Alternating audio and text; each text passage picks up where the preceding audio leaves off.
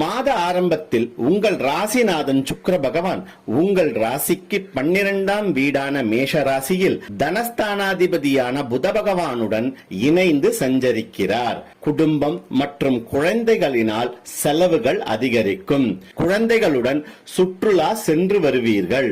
உங்கள் லாபஸ்தானமான மீன ராசியில் செவ்வாய் பகவான் மற்றும் ராகு பகவான் சஞ்சரிப்பதால் உங்கள் வாழ்க்கை துணையின் மூலம் லாபங்கள் ஏற்படும். பணம் பல வழிகளில் வந்து சேரும். இருப்பினும் செலவுகளை குறைத்துக் கொள்வது மிக நன்மையாகும்.